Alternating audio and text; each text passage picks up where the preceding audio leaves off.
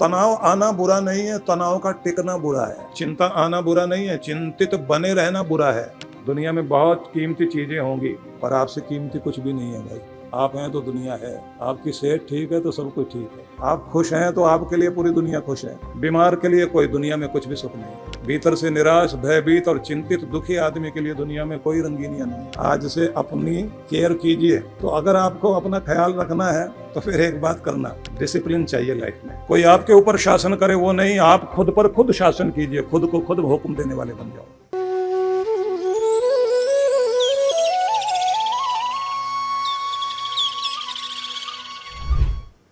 यदि आप अपनी जिंदगी में बेहतरीन बदलाव लाना चाहते हैं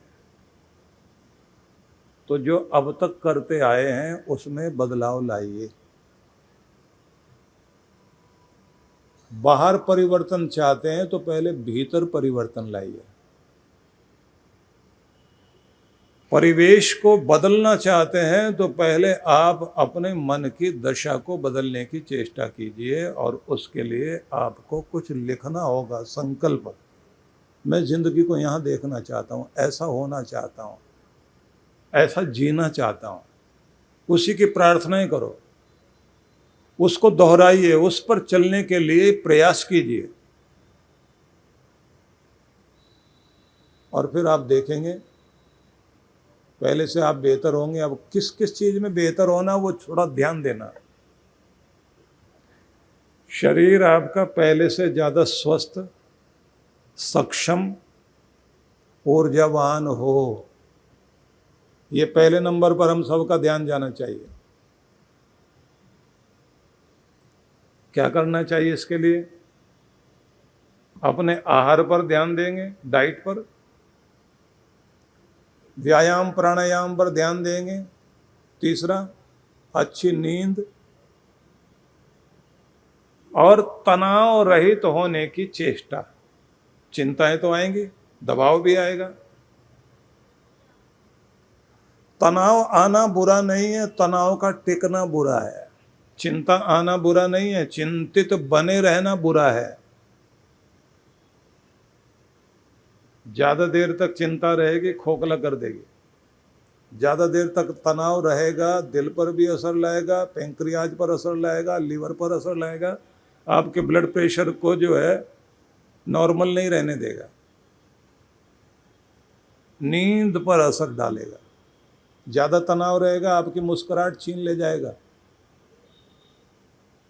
ज्यादा तनाव और चिंता पाल लोगे, याददाश्त पर असर होने लग जाएगा। ज्यादा तनाव टिकाओगे तो इरिटेशन बढ़ेगी, खीज। किसी ने थोड़ा सा छेड़ दिया, 2 बार तो आप ठीक ठीक जवाब देंगे, तीसरी बार फिर वही बात बोल दी किसी ने तो ज्वालामुखी की तरह फटोगे। घर के लोग कहेंगे हो क्या गया, बात ऐसी क्या कह दी हमने, और लोगों को पता नहीं भीतर आग थी, आपने कुरेद दिया। तो आपके ग्रंथों में बहुत कुछ समझाया गया है। तो सबसे अधिक तो मैं ये कहूँगा कि आप सब थोड़ा अपने ग्रंथों की तरफ लौटिए, और विशेष रूप से हर हिंदू घर में गीता जरूर होनी चाहिए। गीता गीत युद्ध में सुनाया गया गीत नहीं है, ये जीवन का संगीत है। यही है वो ग्रंथ जिस पर हाथ रख कर के भारतवासी कसम खाता रहा कोर्ट में भी, जिसके आगे हम लोग मत्था टिकाते हैं अपना, जिसको माथे पर और हृदय में बैठाने की जरूरत है।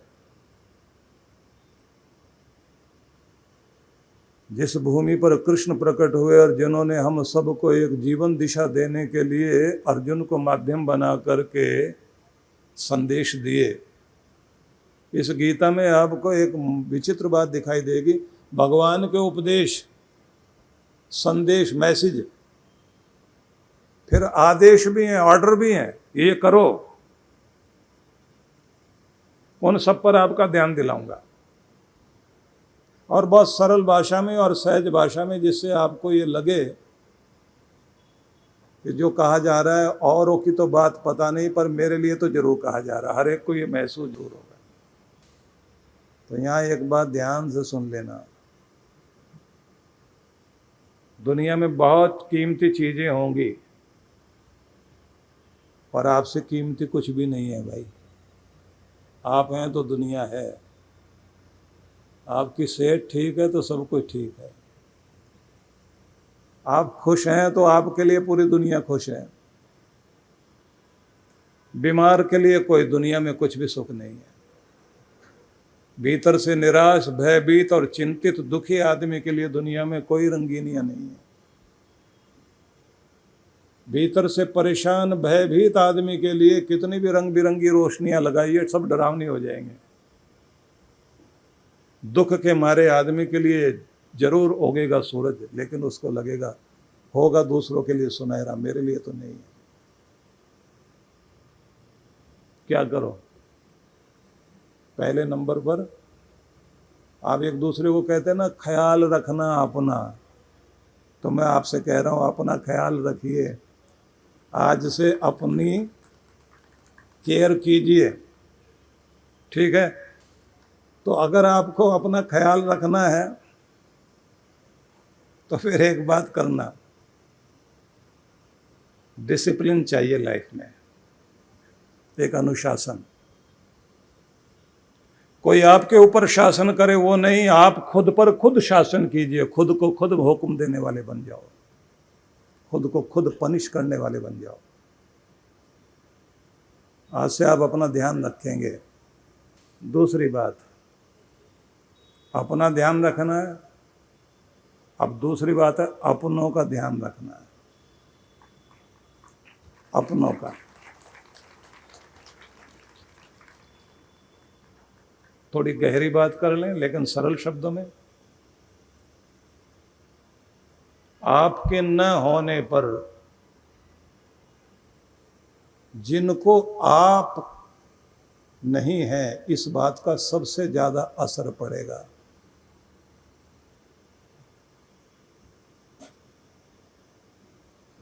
उन अपनों के लिए समय निकालिए। फिर से ध्यान से दोहरा लीजिए शब्द को। आपके न होने पर जिनको सबसे ज्यादा फर्क पड़ेगा वो अपने, उन अपनों के लिए थोड़ा वक्त निकालना शुरू करिए, उनके लिए जीना शुरू करिए। बाकी तो फालतू हैं। और कमाल की बात यह है कि एक तो आप, आदत है ना हम लोगों की, एक तो खुद को इग्नोर करते हैं, दूसरा अपनों को इग्नोर करते हैं, और परायों को इम्प्रेस करने में लगे रहते हैं।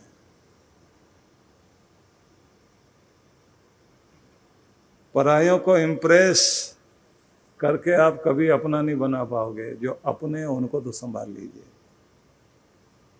पहली बात हो गई, अपना ध्यान रखना है, अपनों का ध्यान रखना है। अब थोड़ा सा और बारीकी में चलते हैं। वो एक माँ जिसने अपनी नींदें कुर्बान करके आपके पालन पोषण में अपनी जिंदगी लगा दी। वो एक पिता जिसने अपने कंधे पर बैठाकर आपको दुनिया दिखाने की चेष्टा की, दुनिया की हर खुशी देने के लिए, आपके लिए मजदूरी तक करने को लिए, लेबर वर्क करने के लिए जो रात दिन दौड़ता रहा,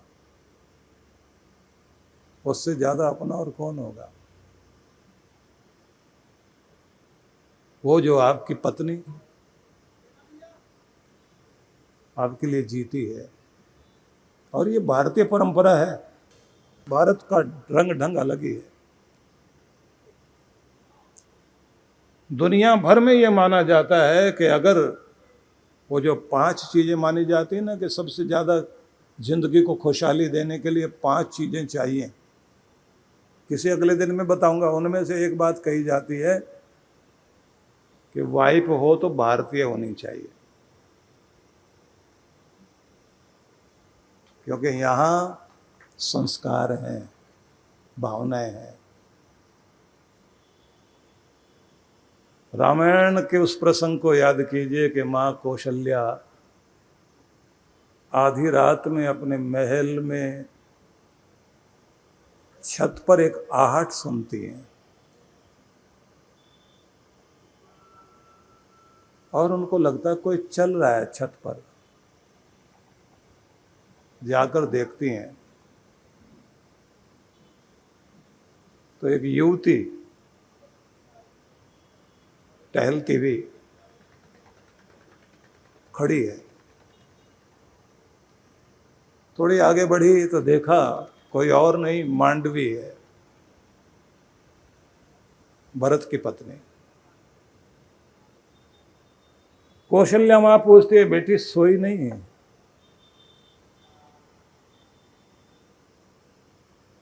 मांडवी कहती है कि मेरे पति भरत नंदीग्राम में पत्तों की कुटिया बनाकर पत्तों का बिछौना बिछा करके अपने राम की याद में जैसे वो सोते हैं वैसे ही उन्होंने अपना पर्ण कुटीर बनाया हुआ है। और रात में जब उनका दिया कुटिया से बुझ जाता है उसको देख करके फिर मैं सोती हूँ। तो अभी वो जागे हुए हैं, वो अभी सोए नहीं हैं। अटारी पर चढ़कर दूर जंगल नंदीग्राम में उस कुटिया को देख रही हूँ जहां मेरे प्राण बसे हुए हैं। वो सोए तो फिर मैं भी बिस्तर पर जाऊं। ये क्या संस्कृति है आपकी?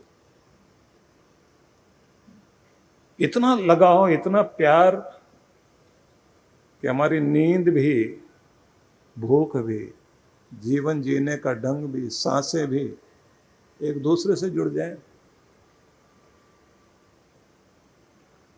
तो आपके अपने जो आपके लिए जीते हैं,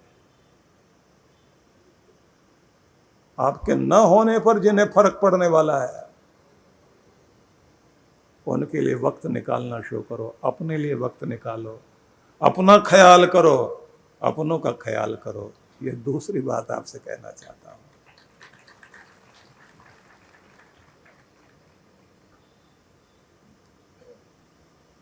पूरे राजमहल में धीर गंभीर तप में लीन एक महिला है, उर्मिला। लक्ष्मण कह गए थे जाते समय कि सेवा का व्रत लेकर जा रहा हूं, भाई का प्रहरी बनकर के रहूंगा। यदि तुमने कभी भी महल में बैठकर आंसू बहाए तो तुम्हारे आंसुओं का प्रभाव मुझ तक पहुंचेगा जरूर, मेरी तपस्या हिल जाएगी। रोना नहीं। 14 साल के बाद जब राम जी वन से अयोध्या लौटे और पूरी अयोध्या जगमगा रही थी,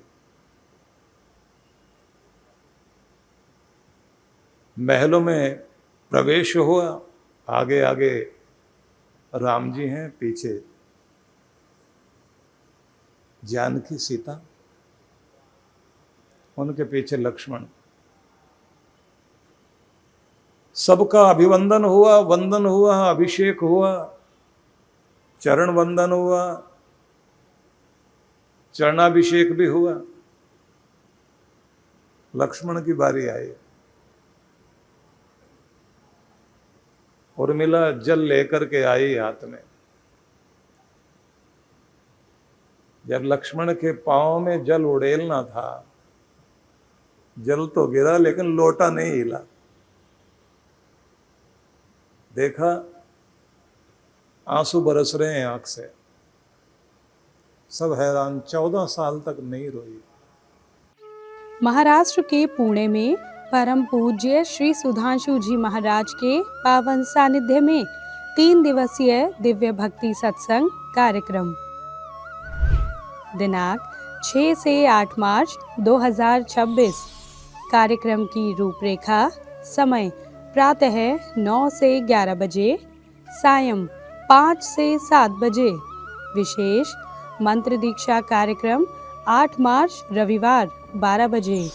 स्थान गणेश कला क्रीड़ा रंगमंच, स्वारगेट, सारस बाग के नज़दीक, पुणे, महाराष्ट्र। आयोजक विश्व जागृति मिशन, पुणे मंडल, महाराष्ट्र। संपर्क सूत्र। आप सपरिवार सादर आमंत्रित हैं।